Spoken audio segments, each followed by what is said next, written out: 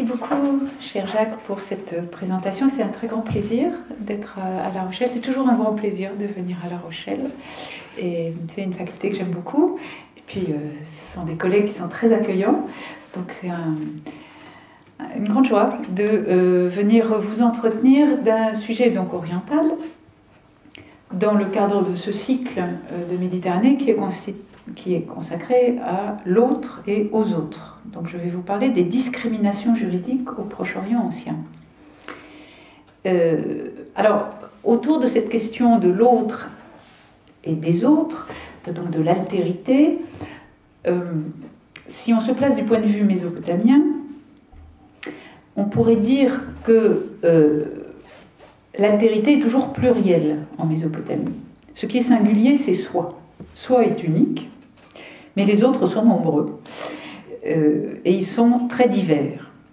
Et la somme de tous ces autres, dans leur différence, dans leur particularisme, ne constitue pas un autre absolu. L'addition de tous les autres ne fait pas un singulier, ne fait pas un autre. Autrement dit, il n'y a pas de conceptualisation ou d'essentialisation de l'autre en Mésopotamie, en tout cas il me semble. Il y a plutôt une grande variété, une multitude de différences, d'inégalités, de disparités. Et toutes ces dissemblances sont plus ou moins clairement définies et plus ou moins clairement identifiables. Et finalement, la meilleure façon de déterminer les différents, les autres, c'est de regarder leur contraire. Et c'est souvent par l'opposition qu'on arrive à déterminer qui sont les autres. Donc on a plutôt dans les sources des sortes de binômes qui fonctionnent en paires opposées et qui sont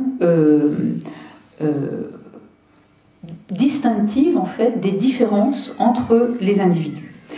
Alors l'une des meilleures illustrations de ces paires opposées, on la trouve dans le champ littéraire, dans la célèbre épopée de Gilgamesh, qui est certainement le texte littéraire le plus connu pour le Proche-Orient mésopotamien, où on raconte, comme vous le savez, les exploits du roi légendaire Gilgamesh, qui était roi d'Uruk, au IIIe millénaire, avant notre ère.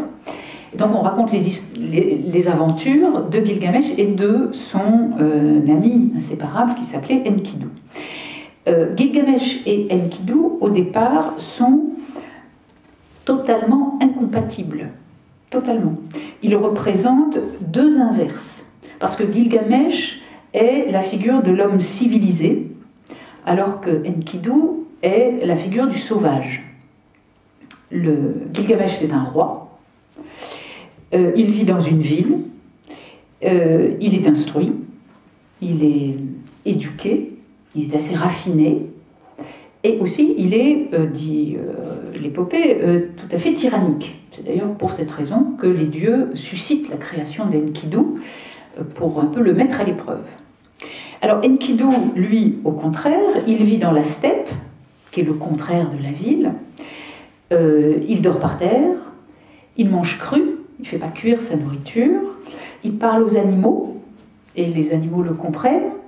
Donc il a un langage qui n'est pas le langage des articulé et civilisé, si on peut dire. Et donc, évidemment, il est l'altérité, l'inverse complet de Gilgamesh. Et évidemment, quand les deux se rencontrent, puisque les dieux suscitent la rencontre des deux, c'est un choc, et un choc au sens propre, un choc au sens figuré aussi, un choc culturel, mais aussi un choc au sens propre, puisque Gilgamesh et Enkidu se battent, ils s'affrontent tous les deux à Uruk. Gilgamesh se débrouille pour faire venir Enkidu à Uruk, et c'est un combat singulier dans la rue principale d'Uruk. C'est une espèce de scène de western, de duel des deux hommes qui sont d'une force semblable, physique semblable, donc il n'y a pas de vainqueur ni de vaincu. Et comme ils n'arrivent pas à se départager par la force, ils décident que finalement ils sont faits pour être amis, puisqu'ils ne peuvent pas être ennemis. Ils sont des adversaires identiques dans leur puissance physique. Donc ils deviennent amis, et puis c'est le début de toutes sortes d'aventures qui les entraînent partout au Proche-Orient. Et donc, ce qui est intéressant dans cette aventure de Gilgamesh, c'est qu'on a une opposition entre deux caractères différents, très très différents, et ces deux personnalités incompatibles, opposées, elles sont représentées par deux termes acadiens. Le premier, c'est le mot Awilum. Peut-être que je peux écrire. Tu peux. Il y a de la craie. Alors, je vais te chercher. Sinon, Awilum, vous le trouvez écrit, sur, à l'exemple 6 sur le document que je vous ai distribué. Vous voyez au paragraphe 196, si un homme crève l'œil d'un autre homme, Awilum. Donc ce terme Awilum, c'est celui qui désigne le citadin et plus généralement l'homme libre qui appartient aux couches supérieures de la société. C'est en quelque sorte le monsieur. Enfin, on pourrait traduire comme ça. D'ailleurs, quelquefois on traduit le mot Awilum par monsieur. Et dans certains cas, comme par exemple pour Gilgamesh, c'est le roi. Donc c'est à la fois un titre de déférence, c'est une condition, un homme libre, et puis derrière le terme Awilum, il y a tout ce substrat culturel du citadin civilisé, éduqué, etc. Merci beaucoup.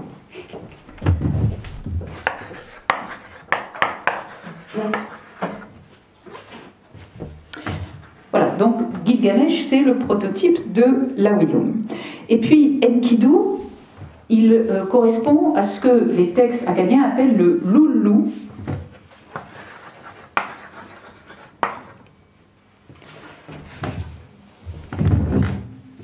Qui est l'être vivant et en quelque sorte le primitif,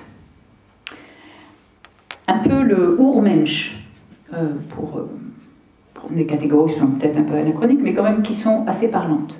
Donc c'est l'homme brut, en fait, en quelque sorte, le bon sauvage, l'homme à l'état premier, à l'état de nature.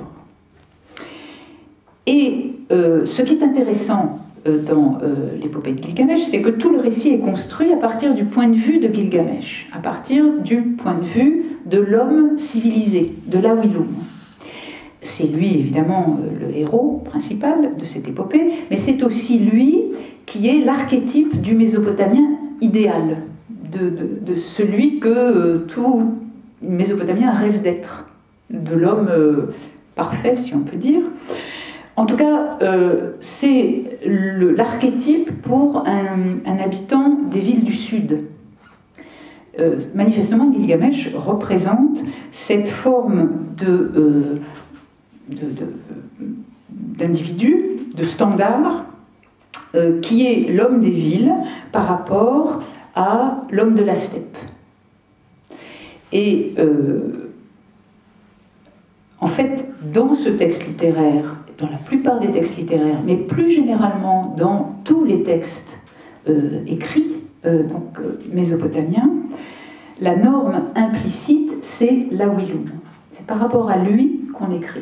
C'est lui qui est en arrière-plan de la plupart des textes, en particulier des textes juridiques. Donc, les différences ou les similitudes sont déterminées par rapport à l'Awilum. On est plus ou moins loin, plus ou moins près de ce modèle de référence, de ce modèle implicite qu'est l'Awilum, donc l'homme libre, citadin, éduqué. Alors, c'est justement ce modèle masculin et urbain qui sert de référence explicite ou implicite aux dispositions législatives. Et c'est aussi ce modèle-là qui est à l'arrière-plan de la plupart des actes de la pratique. Ce qui a été produit comme écrit juridique pour la Mésopotamie concerne ce groupe à la fois social et peut-être juridique des awilum, donc des hommes libres qui vivent dans un milieu urbain et civilisé. Donc tout ce qui, d'une manière ou d'une autre, se démarque de ce modèle est juridiquement discriminé. Tout ce qui n'est pas l'awilum, c'est les autres. Donc on va traiter autrement ceux qui ne sont pas des awilum. Et en général, on les traite moins bien, puisque les discriminations juridiques sont rarement positives. En tout cas, dans le monde antique, elles sont assez rarement positives. Donc, assez classiquement, dans le champ des textes juridiques, c'est dans le droit pénal qu'on va trouver ces discriminations juridiques. Et puis, c'est également, pour ce qui concerne les étrangers, qu'on va voir des différenciations. Donc, je vais examiner, à l'aide des textes qui vous ont été distribués, ces discriminations juridiques, d'une part dans le champ pénal et d'autre part à l'égard des étrangers. Alors d'abord, s'agissant des discriminations pénales, à partir des textes législatifs qui ont été produits par la Mésopotamie, on peut les regrouper en deux catégories. Il y a des discriminations qui tiennent au genre et des discriminations qui tiennent au statut. Pour le genre, on voit qu'il y a des délits dans le droit législatif mésopotamien, il y a des délits typiquement féminins. Alors, quelquefois ils sont typiquement féminins parce que les hommes ne peuvent pas les commettre pour des raisons physiologiques. Mais il y a aussi des délits typiquement féminins pour des raisons culturelles, par choix.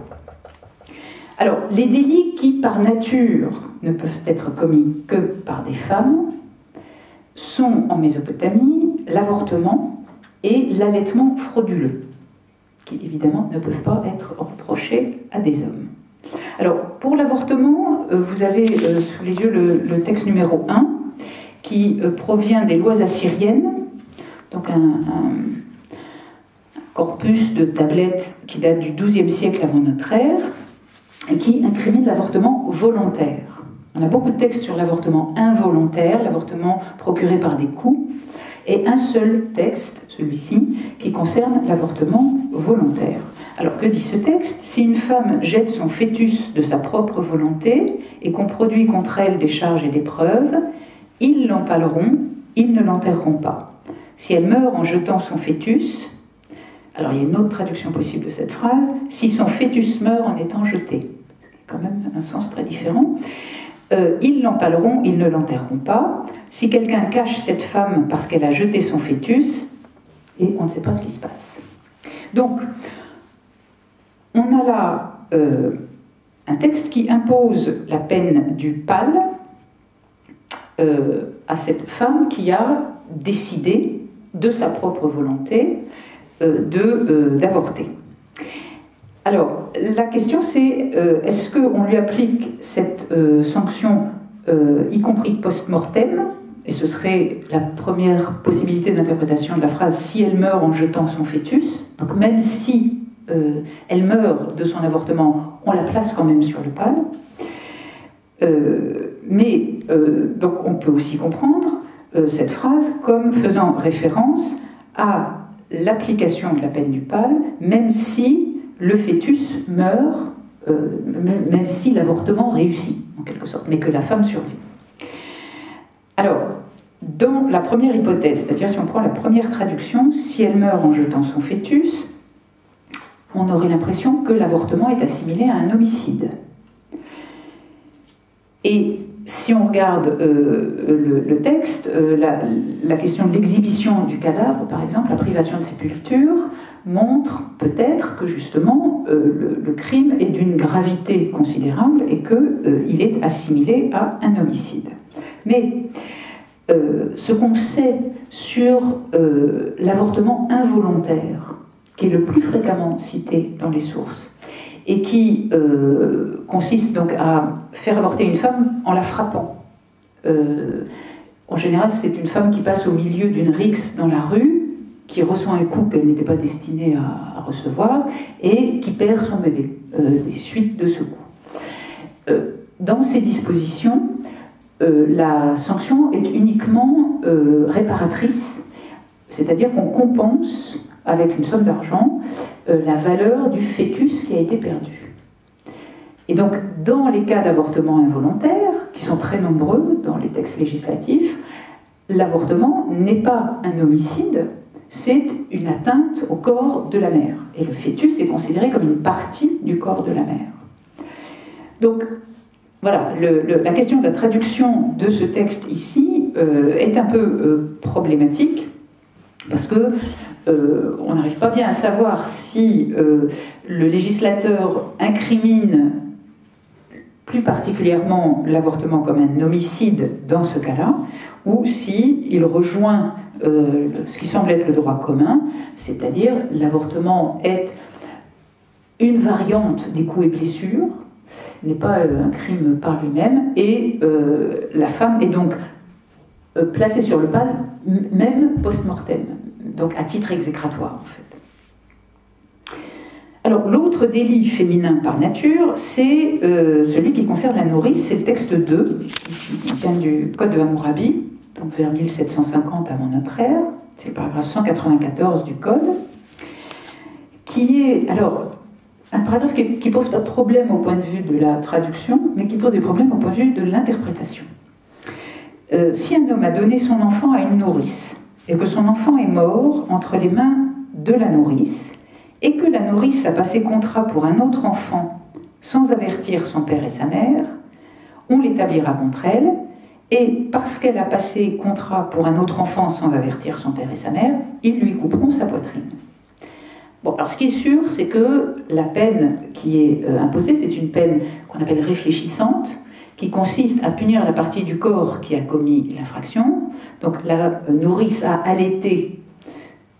Alors, voilà, la question de la définition véritable du délit est compliquée, mais enfin bon, l'allaitement est frauduleux, il faut savoir comment. Et donc, on l'empêche de travailler désormais comme nourrice, puisqu'on lui coupe littéralement on lui coupe l'instrument de travail qui va lui permettre d'allaiter des enfants. Alors, ce qui est compliqué, c'est de savoir qui se cache derrière son père et sa mère. Le père et la mère de qui? Du premier bébé ou du deuxième bébé? Un enfant est mort entre les mains de la nourrice a passé contrat pour un autre enfant sans avertir son père et sa mère. Alors, est-ce qu'elle avertit le père et la mère du deuxième bébé ou le père et la mère du premier bébé? La plupart des auteurs penchent pour l'idée que le délit est successif, enfin les faits sont successifs. Donc la nourrice a pris un premier bébé, il est mort, elle prend un deuxième bébé, et elle n'avertit pas les parents du deuxième bébé qu'un précédent bébé est mort.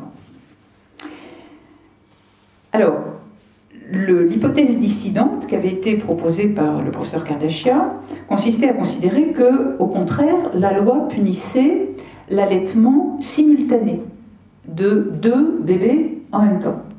Et que le premier bébé mourrait de malnutrition parce que la nourrice n'avait pas assez de lait pour allaiter deux enfants en même temps. Et Kardashia se basait en particulier sur les sources papyrologiques qui interdisent le cumul de clients, en quelque sorte, lorsque la nourrice a un premier bébé, elle ne peut pas en prendre un deuxième.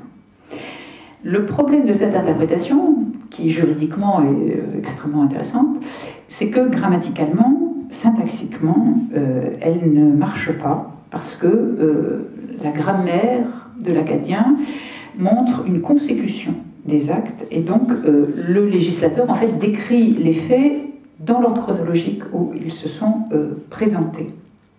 Donc, en fait, Hammurabi punit la nourrice qui n'a pas informé ses clients qu'un précédent bébé était mort chez elle. Et très certainement, ce bébé est mort à la suite d'une négligence. Sinon, on ne voit pas pourquoi il tairait la mort de ce bébé. Et on pense bien sûr à l'histoire du jugement de Salomon, de ces deux mères qui se présentent devant le roi parce que chacune revendique le bébé survivant alors que chacune a eu un bébé en même temps. Et dans le jugement de Salomon, la plaignante explique que son amie, s'est endormie sur le bébé et qu'elle l'a étouffé. Et c'est probablement ce genre de négligence coupable qui est ici en cause et qui explique que la nourrice n'ait pas voulu dévoiler ce fait à des nouveaux clients. Alors, dans ces deux textes, on ne peut pas vraiment parler en fait de discrimination juridique, puisque c'est évidemment des infractions qui ne peuvent pas être commises par les hommes. Mais ce qui est intéressant, c'est que le législateur juge utile d'intervenir spécifiquement, d'incriminer vraiment ces deux infractions qui touchent à la famille. Et en incriminant ces deux faits, le législateur entend intervenir pour protéger la famille contre des initiatives féminines. Donc il y a malgré tout une identification de certains délits qui ne peuvent être certes commis que par des femmes, mais qui font l'objet d'une législation spécifique, qui attire l'intérêt, l'attention des pouvoirs publics. Les délits qui sont culturellement féminins, sans surprise, c'est l'adultère, ce qu'on peut appeler le maricide, l'homicide du mari, et puis une autre catégorie qui est plus spécifique au monde babylonien, qui concerne les infractions de la cabaretière. Alors l'adultère, pour commencer, c'est le texte 3. L'adultère en Mésopotamie se définit, en Mésopotamie mais dans beaucoup de sociétés en fait, se définit comme la relation sexuelle d'une femme mariée avec un homme autre que son mari. Donc l'épouse est toujours auteur principal. Et l'amant, éventuellement, sera complice. Il sera complice s'il savait avoir affaire à une femme mariée. Donc s'il peut établir son ignorantia, sa bonne foi, il est absent. Donc un homme marié peut avoir autant de liaisons qu'il veut, du moment que c'est avec des femmes non mariées, ou en tout cas des femmes qu'il croit non mariées. L'adultère fait partie des infractions qu'on trouve dans tous les recueils législatifs mésopotamiens, et le paragraphe 129, qui est donc le texte numéro 3, le paragraphe 129 du Code de Hammurabi, est assez représentatif de cette législation mésopotamienne. Si l'épouse d'un homme est appréhendée couchant avec un autre mâle, ils les ligoteront et ils les jetteront à l'eau. Si le maître de l'épouse, c'est-à-dire le mari, laisse vivre son épouse, alors le roi laissera vivre son serviteur, c'est-à-dire l'amant. Donc la procédure qui est décrite ici, c'est la procédure du flagrant délit. Les coupables sont exécutés, sauf si le mari décide de pardonner sa femme, ce qui entraîne automatiquement la grâce de l'amant, grâce qui est prononcée par le roi. Donc on trouve dans ce texte, et c'est un trait constant, je crois, de l'adultère, dans l'histoire du droit de l'adultère, on trouve des compétences publiques et privées qui s'exercent en même temps. L'adultère a cette particularité de n'être ni un délit public ni un délit privé, il est les deux. Et on le voit bien ici, puisque le mari peut pardonner à sa femme, et donc il est considéré comme le principal offensé, mais on envisage malgré tout un procès public, puisque c'est le roi qui graciera l'amant. Et donc ça veut dire qu'on a recours à la juridiction du roi, enfin ou d'une juridiction royale, d'un tribunal royal. Donc il y a cette double compétence qui montre la nature mixte de l'infraction. Alors, vous le voyez, les verbes sont au pluriel. Ils les ligoteront et ils les jetteront à l'eau. Et ça donne l'impression d'une justice expéditive, c'est-à-dire que c'est le mari avec ses témoins qui trouve sa femme en flagrant délit d'adultère et qui peut, sur le champ, attacher les deux coupables et les jeter à l'eau. Mais la deuxième phrase, qui fait justement référence au pardon et à la grâce prononcée par le roi, la deuxième phrase donne plutôt l'impression qu'on a un procès qui est conduit devant la juridiction royale. Et donc, apparemment, on a deux voies de droit qui correspondent justement à cette double nature de l'adultère, à la fois infraction privée et infraction publique. Si le mari choisit la justice sur le champ, la justice expéditive, il peut.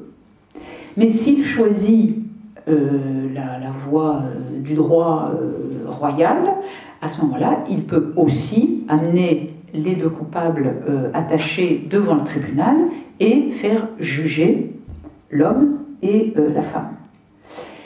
Et on a un exemple de cette deuxième voie de droit dans un procès qui s'est tenu apparemment dans une ville du sud mésopotamien au XVIIIe siècle avant notre ère, où un homme trouve sa femme au lit avec un autre homme, et donc il attache les deux sur le lit, il les emmène, alors on imagine avec les témoins, parce que quand même c'est un peu lourd, devant l'assemblée pour faire constater l'infraction et pour faire juger les coupables.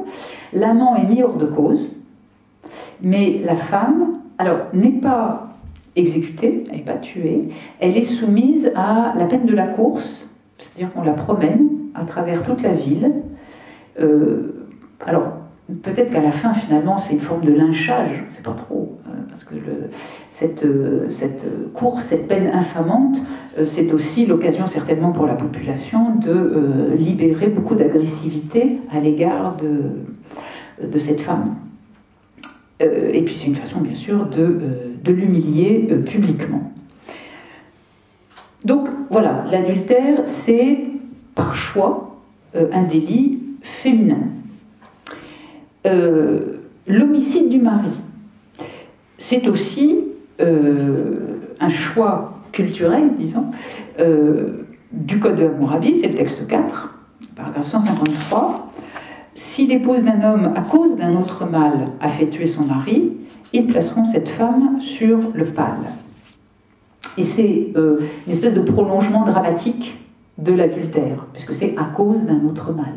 Donc on voit bien le lien entre l'adultère et l'homicide du mari. Donc le mobile, c'est l'autre mâle.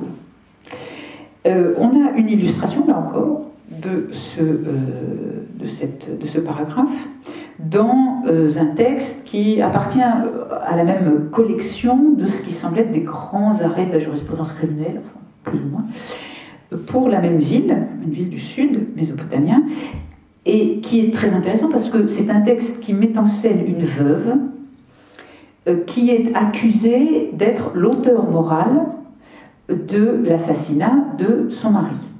Parce que trois individus qui ont été condamnés pour le meurtre de la victime, qui se trouve être un prêtre qui appartient au couche élevé de la société, de la ville. Donc trois individus qui ont été condamnés et reconnus coupables sont allés avertir la veuve de la mort de son mari, et la veuve n'a rien dit. Et c'est sur la base du silence de la veuve qu'elle est condamnée comme auteur moral. Parce que l'Assemblée qui débat de cette question se divise, mais la majorité, manifestement, des membres de l'Assemblée considère que la veuve, en ne disant rien, non seulement a couvert l'assassinat de son mari, mais révèle sa culpabilité comme auteur moral de l'infraction. Donc elle a fait assassiner son mari. Ce qui est intéressant, c'est qu'on ne trouve nulle part, ni dans la pratique, ni dans les documents législatifs, d'incrimination du meurtre de l'épouse par le mari, à l'instigation du mari. Et on en a déduit que c'était finalement la preuve que le veuvage était la seule manière pour une femme de quitter son statut d'épouse. Que finalement, pour quitter son mari, on était obligé de le tuer, ou de le faire tuer. Et que les femmes mésopotamiennes, en tout cas babyloniennes, n'avaient pas le droit au divorce. Alors que les hommes pouvant divorcer n'avaient pas besoin de tuer leur femme pour s'en débarrasser. Alors, cette opinion qui, finalement, rend le maricide presque inévitable comme alternative au divorce, c'est une opinion qui s'appuyait en partie sur des contrats de mariage dans lesquels, en effet, il y a des clauses qui menacent de mort l'épouse qui voudrait divorcer. Ce qui est l'autre manière, finalement, de lui refuser le droit au divorce. Alors que, corrélativement, l'homme, dans ses contrats de mariage, peut divorcer en payant une indemnité qui est substantielle, en général, à sa femme. En réalité, ces contrats sont des dérogations au droit commun. On met par écrit les clauses qui ne sont pas conformes aux usages habituels. Et le droit commun, c'est la faculté pour les deux époux de divorcer. Ce qui ne signifie pas qu'ils ont un droit égal au divorce. C'est-à-dire que les conditions sont sans doute plus favorables pour l'homme que pour la femme. Mais pour autant, les femmes ont le droit de divorcer, et en particulier, les villes du sud mésopotamien reconnaissent aux épouses un droit au divorce. Et si on observe ces contrats dans lesquels les femmes sont menacées de mort si elles demandent le divorce, il faut souligner que l'indemnité qui est très élevée que doit payer le mari si lui souhaite divorcer est presque aussi dissuasive, évidemment, mutandis mutandis, que la peine de mort qui menace l'épouse. Parce que finalement, chaque partie admet des mesures un peu décourageantes pour éviter de rompre le mariage. Les femmes admettent qu'elles renoncent finalement à leur droit au divorce, et les hommes admettent que s'ils souhaitent divorcer, ils vont se ruiner, en fait. Donc chacun, à son échelle, à son niveau, renonce à ce droit. Alors, il reste la question de savoir si une épouse peut divorcer, pourquoi est-ce qu'elle choisit de le tuer? Pourquoi est-ce qu'on a ce paragraphe 153 du Code de Hammurabi qui envisage le cas du maricide, alors que, finalement, là, en l'occurrence, l'épouse, elle pouvait demander le divorce. Alors, bon, il y a beaucoup d'hypothèses. On peut imaginer que, par exemple, on a ici une approche, la vision de Hammurabi de ce que peut être un crime passionnel au féminin. Et puis, on peut aussi imaginer que, indépendamment de ces cas de crimes passionnels qui sont tout à fait plausibles, les épouses soient non pas contraintes de faire tuer leur mari, mais se retrouvent quelquefois dans des situations comme celle de cette veuve de prêtre qui semble avoir engagé des hommes de main pour pouvoir éliminer son mari. Socialement, il y a des situations dans lesquelles le divorce n'est pas pensable. Il est juridiquement possible, mais il n'est pas envisageable. Et l'exemple de ce procès qui implique donc la veuve d'un prêtre, et d'un prêtre qui occupe une position très élevée dans la société, donne l'impression que dans ce groupe social, dans l'élite de la société, on ne divorce pas. Et donc il y aurait non pas une interdiction juridique, mais une forme d'empêchement social tenant au rang qu'on occupe. Alors, à côté donc de ces crimes qui sont liés au caractère patriarcal, en fait, de la famille babylonienne, il y a une dernière catégorie de crimes culturellement féminins que j'ai regroupé sous le texte, sous le numéro 5, et qui concerne la cabaretière. C'est les paragraphes 108 et 109 du Code de Hammurabi. Donc le paragraphe 108, si une cabaretière n'accepte pas d'orge pour prix de la bière, mais accepte de l'argent au grand poids, et diminue ainsi la valeur marchande de la bière par rapport à la valeur marchande de l'orge, ils convaincront cette cabaretière et ils la jetteront dans l'eau. Puis paragraphe 109, si une cabaretière dans la maison de laquelle des malfaiteurs se réunissent ne saisit pas ces malfaiteurs et ne les conduit pas au palais, cette cabaretière sera tuée. Le paragraphe 108, manifestement, incrimine la fraude sur la vente de la bière, et le paragraphe 109 incrimine la non-dénonciation de malfaiteurs. Alors, dans le paragraphe 108, l'infraction consiste à tricher sur les taux de conversion entre l'orge et l'argent, et très probablement la victime de cette fraude, c'est un étranger, enfin c'est pas un local, c'est pas quelqu'un qui connaît les taux de conversion. C'est plus facile de berner quelqu'un qui n'est pas au courant des prix ou qui n'a pas les moyens de discuter, et donc il est probable que c'est une mesure qui vise, disons, les fraudes sur la vente de la bière, qui viseraient on ne peut pas dire les touristes, parce qu'on n'est pas sûr qu'il y ait beaucoup de tourisme dans le monde mésopotamien, mais en tout cas, voilà, des gens qui sont de passage. On sait d'ailleurs que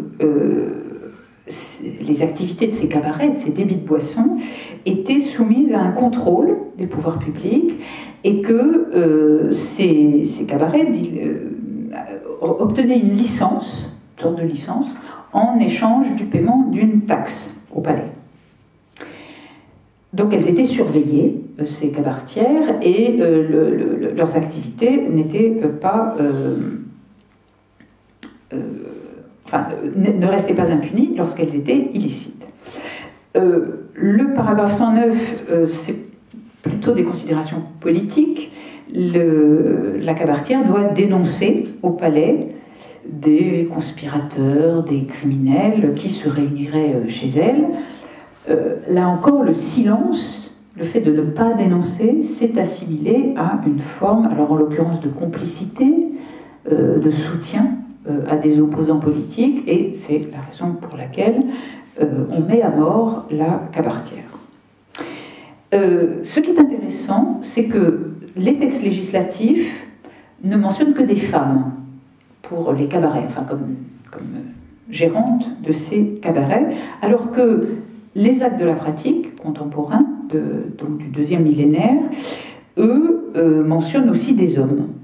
Donc est-ce que la cabaretière dont il est question dans ces textes législatifs, c'est la femme du propriétaire du cabaret, ou est-ce que c'est celle qui, en effet, est propriétaire ou gérante de l'établissement?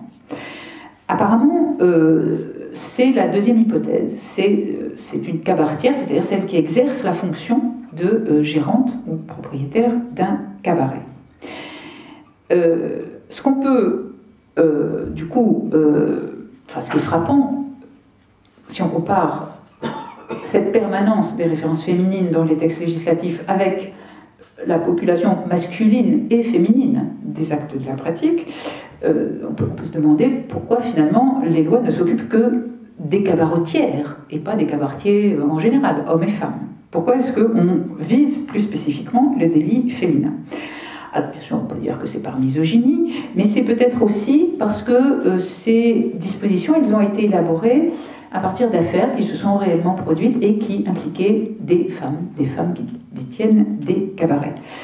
À vrai dire, on n'a pas beaucoup de réponses assurées sur ces questions parce qu'il faudrait avoir plus d'informations sur la position sociale des cabaretières. Et là-dessus, ce qu'on sait, c'est plutôt contradictoire. Parce qu'il y a une assez mauvaise image des cabaretières qui est renvoyée par ces textes-là. Apparemment, c'est un peu des lieux quand même mal fréquentés, les cabarets. Donc, on imagine que les femmes qui tiennent des cabarets ne sont pas fréquentables, elles non plus. Mais cette mauvaise image est contrebalancée par des sources littéraires ou mythologiques dans lesquelles on voit des cabaretières qui sont des femmes très sages, très avisées. Dans l'épopée de Gilgamesh, par exemple, il y a une cabaretière qui est presque une philosophe. Et puis, on sait aussi que au moins une cabaretière est devenue, alors, on ne peut pas dire reine, mais roi. C'est-à-dire, elle a exercé la fonction royale. C'est le seul cas mais c'est quand même un cas intéressant, et il se trouve que c'était une cabaretière. Alors, qui sont ces cabaretières? Est-ce que ce sont des femmes qui sont entre deux mondes, entre le monde des femmes éduquées et puis le monde, disons, des femmes libérées? C'est difficile à savoir, et l'image est très très contrastée, et pour le moment on en est surtout aux interrogations. Alors, dans le champ pénal, il y a une autre catégorie de discrimination qui concerne le statut. Parce qu'effectivement, le droit pénal différencie les sanctions des infractions, en tout cas de certaines infractions, en fonction du rang social ou du statut des protagonistes. Bien sûr, dans l'Antiquité, et donc en Mésopotamie, les deux grandes catégories de statuts les plus connues sont représentées, c'est-à-dire les libres et les esclaves. Et on va voir là dans les textes regroupés sous le numéro 6 qu'il y a bien ces deux catégories. Mais on va voir aussi que les textes juridiques opèrent d'autres distinctions qui sont beaucoup plus difficiles à interpréter. Alors, sous le numéro 6, j'ai rassemblé une série de paragraphes du Code de Hammurabi qui concernent les coups et blessures et qui sont très représentatifs de ces discriminations juridiques. Vous voyez, si un homme, donc voilà la Willum dont on parlait tout à l'heure, crève l'œil d'un autre homme, à Willum, ils crèveront son œil. S'il casse l'os d'un autre homme, ils casseront son os. S'il crève l'œil d'un mouchkénome ou casse l'os d'un mouchkénome, il payera 60 cycles d'argent. S'il crève l'œil de l'esclave d'un homme, warada wilim, ou casse l'os de l'esclave d'un homme, il payera la moitié de sa valeur. Paragraphe 200. Si un homme casse la dent d'un autre homme de son rang, ils casseront sa dent. S'il casse la dent d'un mouchkénome, il payera 20 cycles d'argent. Si un homme, à Willum, gifle un homme qui est d'un rang supérieur au sien, il sera fouetté dans l'assemblée de 60 coups de nerfs de bœuf. Si un fils d'Awilum gifle un autre fils d'Awilum qui est son égal, il payera 60 cycles d'argent. Si un mouchkénome gifle un autre mouchkénome, il payera 10 cycles d'argent. Si l'esclave d'un homme gifle un fils d'Awilum, ils couperont son oreille. Donc vous voyez que les mêmes faits donnent lieu à des sanctions différentes selon le rang social. On a d'abord les deux extrémités de la chaîne sociale, si on peut dire, l'homme libre, la Willum, et puis l'esclave, le Wardum. Mais une fois qu'on a dit ça, finalement, on n'a pas dit grand-chose, parce que le terme Wardum, qu'on traduit par esclave, a un sémantisme très large. L'esclave, le Wardum, c'est l'esclave-objet, la chose, mais c'est aussi, par exemple, le gouverneur qui s'adresse à son roi. C'est celui qui se considère comme l'esclave de son roi, ou le serviteur de son roi.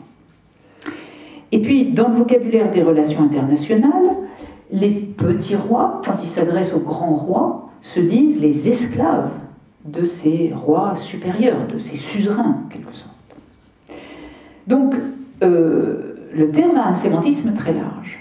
Et puis, un homme libre qui est asservi pour dette, donc en principe temporairement, il est aussi un wardum, un esclave. Donc, sous ce terme apparemment simple à traduire, il y a toute une variété de situations. Et finalement, le terme wardum, il désigne l'idée de sujétion. Alors, sujétion à un maître, sujétion au roi, sujétion à un créancier, mais un lien, en fait, de soumission à quelqu'un qui est ressenti comme supérieur. À l'autre bout de la chaîne, la Willum, dont on a déjà parlé, c'est un groupe qui n'est pas homogène, puisqu'on voit dans les paragraphes 202 et 203 qu'il y a,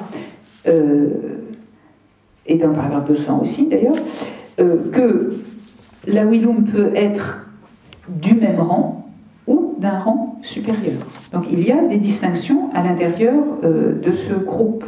Et apparemment, à l'intérieur du groupe des Awilous, il y a des sortes de patriciens et puis des Awilous normaux, si on peut dire. L'expression fils d'Awiloum qu'on trouve au paragraphe 203 ne doit pas être comprise au pied de la lettre, c'est-à-dire c'est pas un délit qui fait intervenir des fils de famille, on pourrait dire. L'expression fils d'Awiloum signifie membre du groupe des Awilous. Fils de, c'est la manière de désigner l'appartenance à une communauté ou à un groupe social, professionnel, etc. Alors, donc on voit que Awiloum et Wardoum, déjà, sont des termes uniques, mais qui recouvrent des réalités assez diverses. Et puis, entre l'Awiloum et le Wardoum, il y a ce Mouchkenoum, qui est mentionné dans les paragraphes 198, 201 et 204.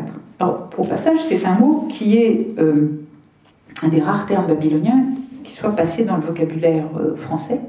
C'est devenu mesquin, et c'est passé par l'arabe dans le vocabulaire français. Et le sémantisme du mot français a évidemment rétroagi sur l'interprétation qu'on a pu faire du mot Mouchkenoum dans les textes babyloniens. On a, sur la base de ce texte, de ce passage du Code de Hammurabi et d'autres textes législatifs, on a au début, c'est-à-dire au milieu des années 50, 1950, on a considéré qu'il y avait 3 strates dans la société babylonienne: les libres, les semi-libres et les esclaves. Et donc on a fait du Mouchkenoum une espèce de catégorie intermédiaire de citoyens inférieurs, en quelque sorte. Alors, c'est une image qui a été corrigée à partir du moment où on a découvert des occurrences de ce terme Mouchkenoum dans d'autres types de sources, en particulier dans les lettres et dans les textes administratifs, où le Mouchkenoum n'était pas un demi-libre. Et cette idée de semi-liberté n'est nulle part confortée par les sources mésopotamiennes. Donc, on a proposé une autre approche qui faisait de l'Awiloum une sorte d'aristocrate proche du palais, par contraste avec le Mouchkenoum qui est l'individu ordinaire, l'homme standard, le simple particulier. Et comme le Mouchkenoum est souvent mentionné dans les textes administratifs en particulier, en lien avec le travail de la terre, on a envisagé que l'Awiloum soit justement l'homme des villes, et puis le Mouchkenoum, c'est le rustique, c'est le glébeux, celui qui a un peu les pieds dans la terre. Et par une espèce de déformation sémantique, ce rustique est devenu un sens péjoratif. Un Mouchkenoum, c'est moins bien qu'un Awiloum. C'est un rustique, c'est le rat des villes et le rat des champs. C'est celui qui est éduqué face à celui qui est quand même un peu rustre.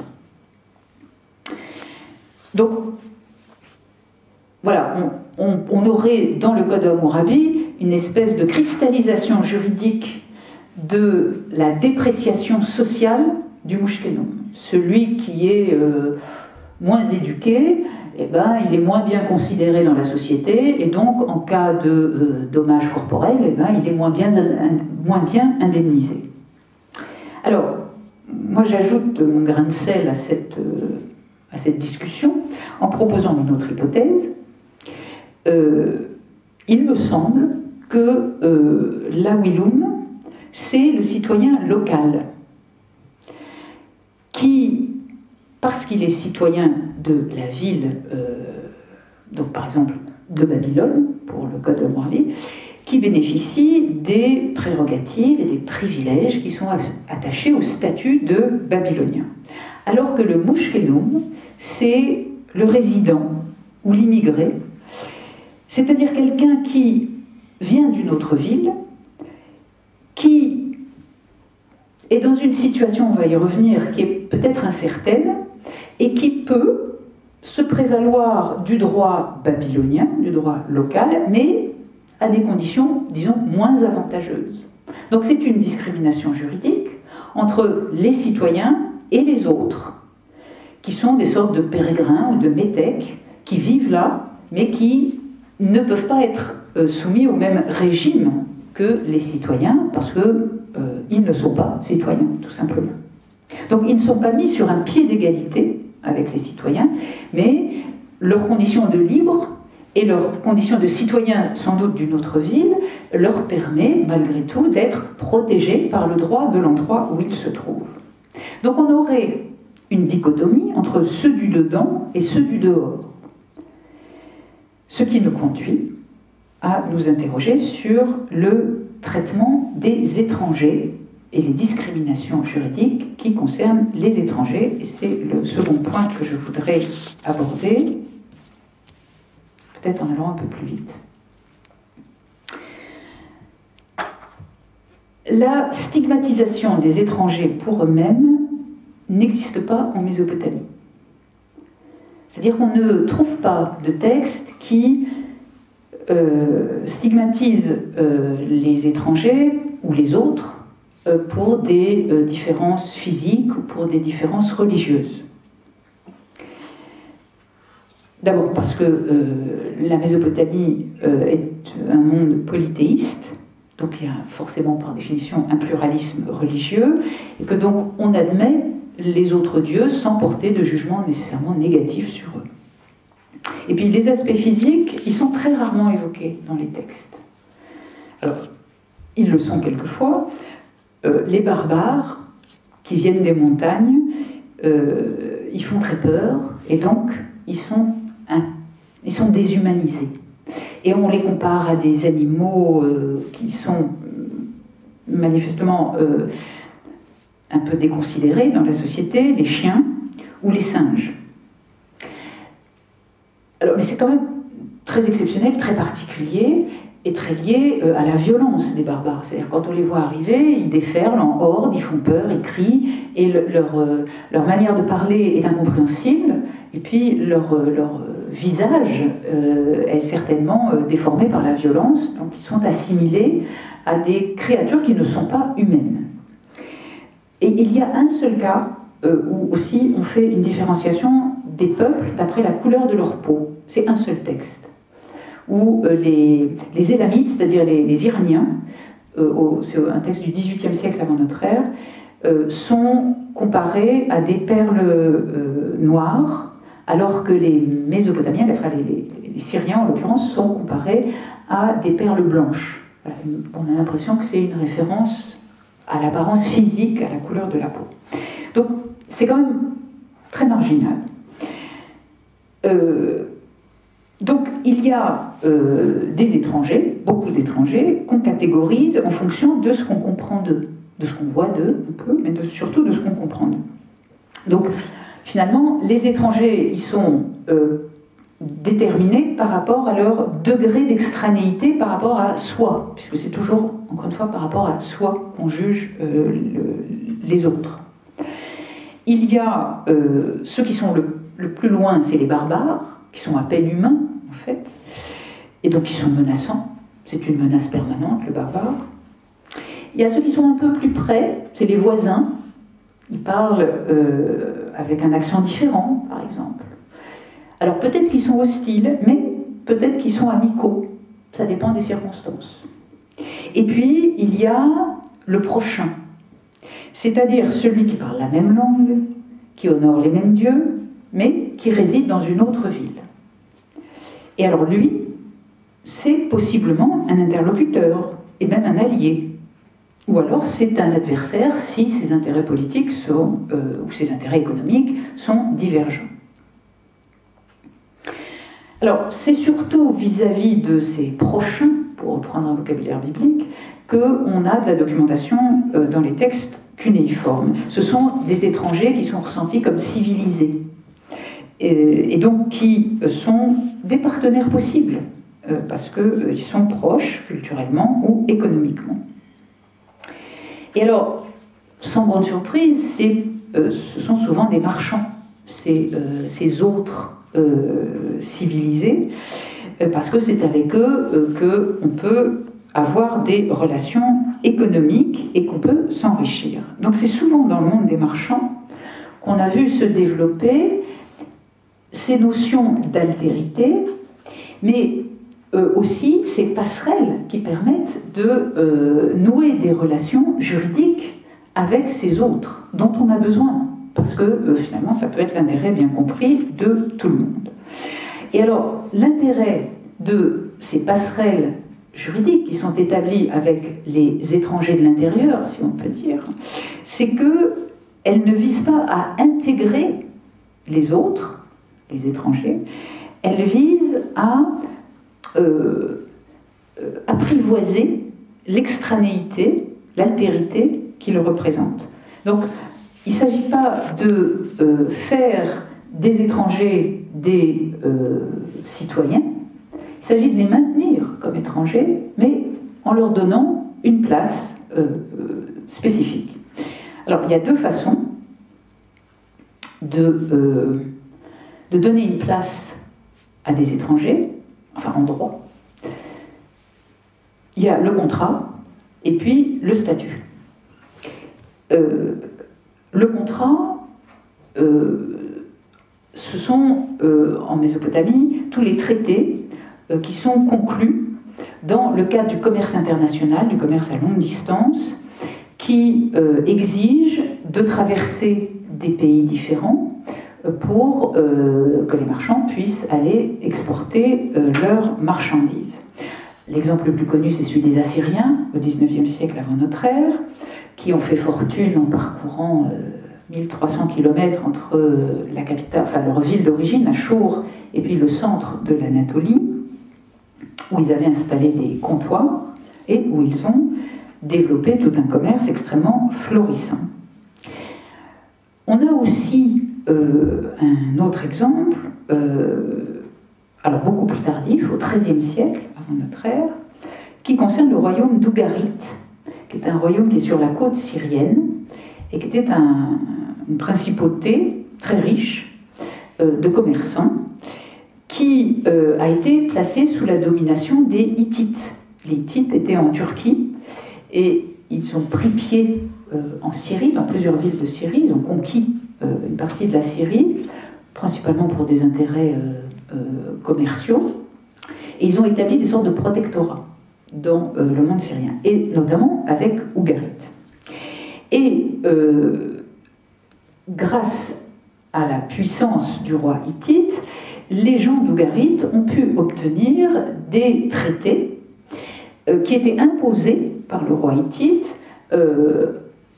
qui favorisaient bien sûr Ougarit, contre des pratiques commerciales d'autres villes et d'autres marchands. Et j'ai mis sous le numéro 7 un de ces exemples de traités, de contrats en fait, qui réglementent les relations entre les gens d'Ougarit et puis les marchands de la ville de Oura, qui se trouve en Cilicie, donc en Turquie. Alors je ne vais pas lire tout le texte, mais vous voyez que le soleil grand roi, qui est Hattushili, c'est le roi hittite, et qui s'adresse à Nikmepa, qui est le roi d'Ougarit, en lui disant que finalement il a fait établir un contrat, il a noué l'accord suivant pour les fils d'Oura, c'est-à-dire les gens de la ville d'Oura, les ressortissants de la ville d'Oura, avec les fils d'Ougarit, donc les ressortissants d'Ougarit. Et que dit cet accord, imposé par le roi hittite? Que les fils d'Oura exercent leur commerce en Ougarit à la bonne saison, mais qu'en hiver, on les renvoie de l'Ougarit dans leur pays.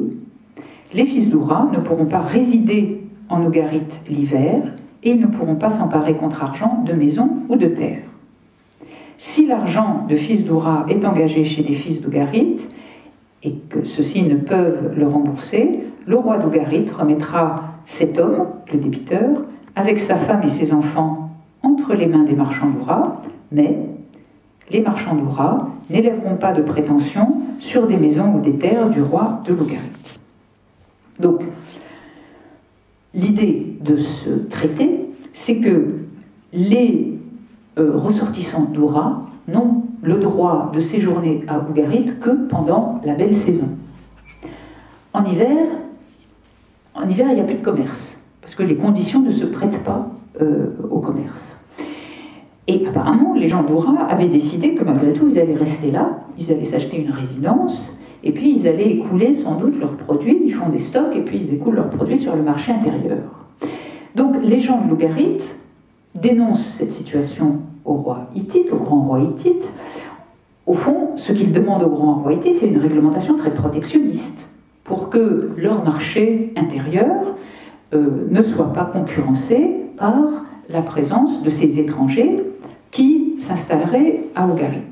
Et si on interdit aux gens d'Oura d'acheter une maison ou d'acquérir une maison en prenant une garantie immobilière, donc une sûreté, en garantie d'un prêt, ce qui est l'autre manière d'acquérir un bien immobilier, si on interdit précisément cet accès à la propriété foncière pour les gens d'Oura, c'est probablement parce qu'on peut devenir citoyen d'Ougarit en ayant un bien foncier.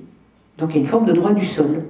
On est là, on s'installe, on a une maison, on travaille, ben on est citoyen d'Ougarit. Et ça, les gens d'Ougarit n'en veulent pas. Donc il y a dans ce traité une vraie discrimination, une protection des citoyens d'Ougarit contre les possibles projets des gens d'Oura pour attaquer en quelque sorte le marché syrien avec leurs produits et faire une concurrence que les gens d'Ougarit jugent déloyale. Alors, un dernier point très rapide pour évoquer non plus des contrats, mais des statuts qui permettent d'établir des relations juridiques avec les autres, les étrangers, en particulier les marchands, qui sont installés dans des villes qui ne sont pas les leurs. Alors, on a évoqué le cas du Mouchkenoum babylonien, qui est un immigré, à mon sens, qui réside et sans doute travaille dans une ville qui n'est pas la sienne, et qui donc bénéficie de la protection du droit local. Alors, il n'est pas certain que tous les individus qui partent s'installer dans une autre ville transportent avec eux leurs droits et leurs privilèges. Et même apparemment, c'est plutôt l'inverse qui se produit. Les gens qui se déplacent dans une autre ville doivent se faire connaître auprès des autorités, s'identifier, dire où est-ce qu'ils vont résider et dire combien de temps ils vont rester. Et dans ce cas-là, bon, on les a à l'œil, on les surveille un peu, et puis ils rentrent chez eux une fois qu'ils ont terminé leurs affaires ou leurs occupations, c'est ponctuel. C'est un peu différent lorsque on vient s'établir dans une autre ville. Et dans ce cas-là, il y a quelquefois des communautés entières qui se transportent dans une autre ville. Alors on sait par la documentation syrienne du royaume de Mari, au XVIIIe siècle avant notre ère, que ces communautés étaient surveillées, très souvent notamment lorsqu'il s'agissait de main-d'œuvre. Les gens qui arrivent en groupe pour trouver du travail, qui n'ont pas de compétences particulières, qui sont de la main-d'œuvre possible mais sans qualification. Ils habitent dans des quartiers bien spécifiques, on connaît leur communauté et en général les autorités publiques les surveillent. Mais on n'a pas l'impression qu'ils bénéficient du droit local. Ils sont là, on les surveille et ils font surtout l'objet de l'attention, disons, policière, mais le droit les ignore manifestement. Et si jamais, bon, il se passe... il y a des incidents, s'il y a des délits, s'ils sont victimes de délits, manifestement, on ne traite pas leurs affaires sur un plan juridique. On les traite sur un plan policier ou administratif. C'est un peu différent lorsque on a affaire à des élites de certaines villes qui sont obligées de migrer pour des raisons économiques. Et on a le cas, au XVIIIe siècle avant notre ère, de toute une communauté d'une ville du sud mésopotamien qui doit migrer vers le nord, du côté de Babylone, à cause de famine, à cause de conditions climatiques épouvantables. Et là, c'est toute cette communauté qui quitte sa ville et qui va s'installer à côté de Babylone transporte avec elle son droit, et même ses juges. Et on a l'impression qu'on a affaire à une élite de la population qui s'est installée par nécessité, très loin de chez elle, et qui revendique l'application de son droit propre, de son droit local. Et on a d'ailleurs des exemples d'affaires qui sont jugées par les juges de cette communauté sur la base du droit de cette communauté. Donc c'est une espèce d'enclave étrangère dans une ville d'accueil. Et puis, il y a un dernier cas de figure qui me semble être assez proche de ce que les Romains ont construit avec le ius gentium, avec le droit des gens. C'est apparemment la situation qu'on trouve dans une ville syrienne qui est du côté d'Alep, la ville de Émar, vers le XIIIe siècle avant notre ère, dans laquelle on a trouvé des textes qui sont répartis en deux groupes. Il y a un groupe de textes qui, par sa forme, par ses caractéristiques matérielles, correspond à ce qu'on pourrait appeler la mode traditionnelle, la manière traditionnelle babylonienne d'écrire une tablette. Et puis il y a d'autres textes qui ne correspondent pas à cette tradition et qui semblent plutôt correspondre à une manière moderne, modernisée d'écrire des tablettes. Ce sont presque tous des textes juridiques. Alors on a essayé de comprendre pourquoi sur l'existence de cette documentation qui couvre un peu plus d'un siècle, on avait dans une petite ville, commerçante apparemment, deux types de textes aussi différents. Alors, on a d'abord observé que les gens qui sont mentionnés dans le premier groupe, ils ne sont jamais mentionnés dans le deuxième. Et ensuite, on a observé qu'il y avait des types de contrats qu'on trouvait dans un groupe et jamais dans l'autre. Donc, les différences de forme sont aussi des différences de fond, du droit substantiel, qui est écrit d'une certaine manière ou d'une autre manière par des communautés qui sont différentes. Et naturellement, la première interprétation qu'on a eue a consisté à dire que ce sont deux communautés successives, puisque les gens ne se rencontrent jamais. La méthode traditionnelle, la manière traditionnelle d'écrire les textes correspond à une époque, et puis la manière modernisée correspond à une autre époque suivante. Et on a fait un lien avec la conquête hittite. Les Hittites ont apporté la manière moderne, et ce sont eux qui ont imposé cette nouvelle manière d'écrire le droit. Sauf que ça ne marche pas. D'abord parce qu'on ne comprend pas pourquoi les nouvelles populations auraient gardé les textes des anciens, s'ils ne sont plus là. Pourquoi garder ces documents qui ne servent à rien? Ce sont des contrats, hein, ce sont des documents juridiques. Et puis, la conquête hittite, elle n'a pas imposé de réforme de l'écriture, de réforme du droit. L'empereur hittite, il est loin, il est là si on a besoin de lui, mais il se montre quand même plutôt discret.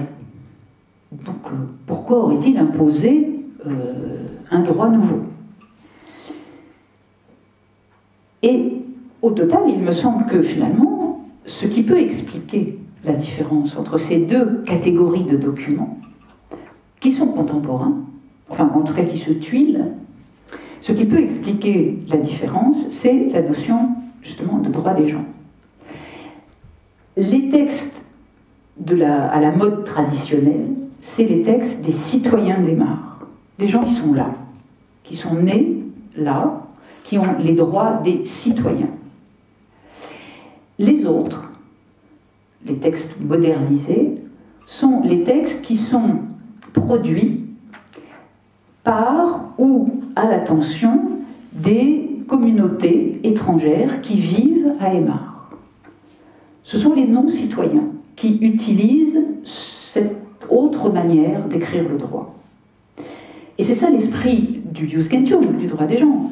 C'est un droit qui fait passerelle entre ceux du dedans et ceux du dehors. Et la particularité de la situation de Aymar et la particularité du droit des gens, c'est que l'étranger est identifié comme étranger et paradoxalement, on ne veut pas l'intégrer dans son droit, on veut le laisser à sa place d'étranger tout en lui accordant une place dans l'existence sociale. Donc la discrimination juridique, c'est une forme d'intégration des étrangers, non pas dans le droit, mais dans la société. C'est une manière d'élargir le cercle, sans renoncer au noyau central qui est représenté par, pour les Romains, le ius qui vile, et pour les gens d'Aymar, le droit local. Donc on a, il me semble, des situations dans lesquelles les mélanges de populations, qui sont très fréquents au Proche-Orient, ne produisent pas un métissage du droit. Personne n'en veut du métissage du droit, ou en tout cas pas les citoyens locaux, mais fabriquent un langage juridique commun qui discrimine sans rejeter. Et c'est ça le prodige, sans doute, du droit, c'est que la discrimination, à la fin, peut être un moyen d'intégration ou au moins d'acclimatation des étrangers. Je vous remercie.